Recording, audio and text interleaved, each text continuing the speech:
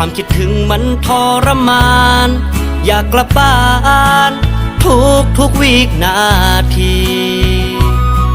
ผ่านวันเวลาเดินนานเป็นปีใจดวงนี้ก็ยังคิดถึงแต่เธออยากคิดถึงเสมออยากบอกรักแต่เธอทุกวันอยู่กับการรอคอยมาทั้งปีคงไม่นานเกินรอนะคนดีโปรดจงรอพี่จะกลับมาไม่ว่าวันเวลาเดินนานเท่าไรอย่าหวั่นไหวในใจนะคนดีโปรดจงรอแต่พี่อีกสัก2-3 ปี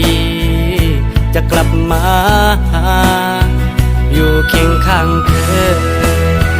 มาอยู่เมืองกรุงคิดถึงคุณลุงและก็คุณป้าคิดถึงบ้านนาที่เราจากมาทุกวันฝากเธอดูแลทั้งพ่อและแม่ได้ไหมคนดีอีก2-3 ปีพี่จะกลับมาอยู่เคียงคู่เธอขาดยันปีเฮินเยสิและลูกตั้งเมมาโตเมืองไก่ไปจังขึ้นปอกมือทำจังเฮ็ดหือเสือน้องเอ้ยฝากถึงก็มองเปิดเธอมีตั้งเสือเจอย้อนสวยกูคำวันเนอ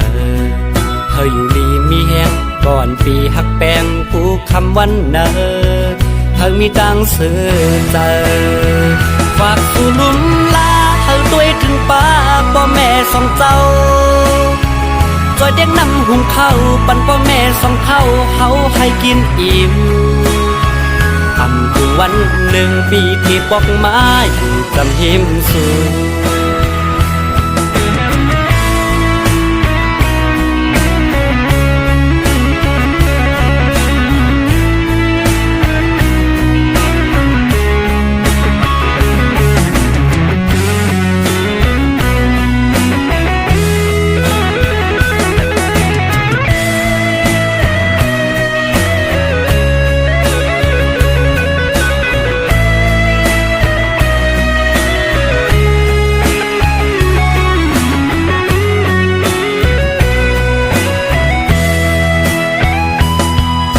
กับการรอคอยมาทั้งปี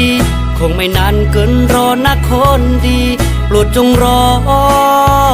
พี่จะกลับมา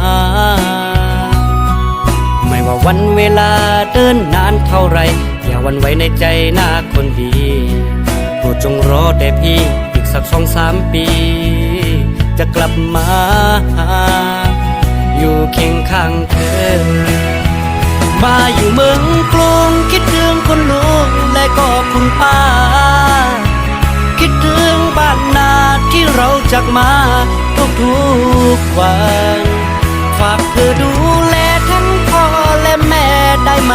คนดีอีก2-3 ปีพี่จะกลับมาอยู่เคียงคู่เธอขาดยันดีเฮินเยสิและลูกตั้งเมมาโตเมืองไก่ไปจังขึ้นปอกมือทำจังเฮ็ดหือเสือน้องเอ้ยฝากถึงก็มองเปิดเธอมีตั้งเสือเจอย้อนสวยกูคำวันเนอเธออยู่ดีมีแฮงก่อนปีหักแปงกูคำวันเนอเธอมีตั้งเสือเจอฝากสู่ลุ่มลาเธอตัวถึงป้าพ่อแม่สองเจ้า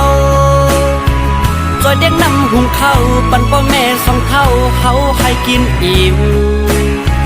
ทำถึงวัน1 ปีที่บอกมาอยู่จำหิมสูทำถึงวัน1 ปีที่บอกมาอยู่จำหิมสู